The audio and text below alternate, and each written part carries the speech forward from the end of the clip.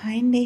నేనైతే టిఫిన్కి నానబెట్టాలి, కానీ కొలతలు ఇవ్వాలని చెప్పి ఈరోజు ఈ వీడియో ఇస్తున్నాను, అప్డేట్ ఇస్తున్నాను.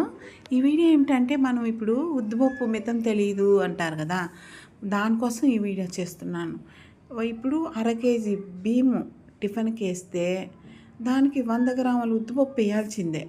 నేను 1.5 కేజీ వేసాను అనమాట. 1.5 కేజీకి వచ్చి 300 గ్రాములు ఉద్దిపప్పు వేసానండి.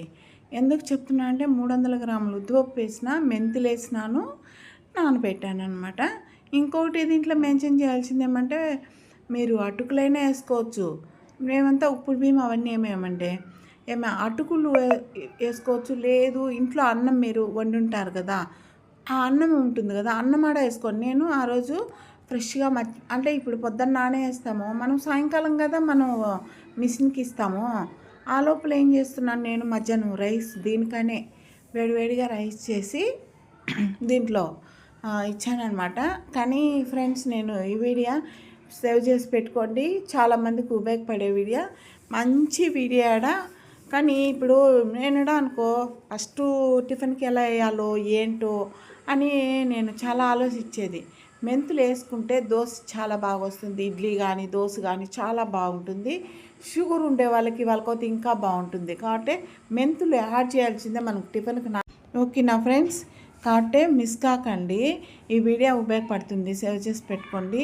కానీ నేను చెప్తున్నాను చూడండి, నానబెట్టాను, కడిగేసాను. కొంతమంది గాలిచ్చేదాడ రాదంటారు. ఇదిగో గిన్నెలో రైస్ ఉన్నాగానే మనము ఈ బియ్యం బాగా అలా గాలిచ్చేసుకోవచ్చు. కానీ నేను ఆ గాలిచ్చేదానికి అవసరం లేదు, మా రైస్లో ఏం లేదు. మీకు చూపించాలని కొద్దిగా ఎత్తుకొని గాలిచ్చి చూపించాను. ఇగో నేను అన్నం వేసాను అనమాట. మీరు అన్నము లేదా ఈ అటుకులో రెండిట్లో ఏదో ఒకటి వేసుకోండి ఫ్రెండ్స్.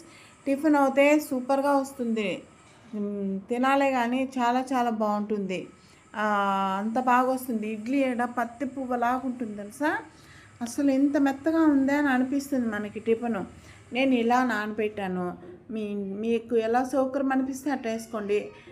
ఒక 1/2 కేజీ బియ్యం మనం టిఫిన్కి వేసుకుంటే 100 గ్రాములు ఉద్దిపప్పు వేయాలి ఫ్రెండ్స్, గుర్తుపెట్టుకోండి టిఫిన్ నానబెట్టేప్పుడు. ఇగో ఇడ్లీ ఏడా చూడండి ఎంత బాగా వచ్చిందో. నేను మీకు చూపించాలని ఈ ఒక్క చిన్న బిట్టు మీకు తీశాను. ఇడ్లీ పత్తి పువ్వులాగా అసలు తింటా అంటే ఎంత బాగుంది తెలుసా. మనకి ఇలా ఉంటేనే కదా నచ్చుతుంది ఫ్రెండ్స్. ప్లీజ్ లైక్ చేయండి, షేర్ చేయండి.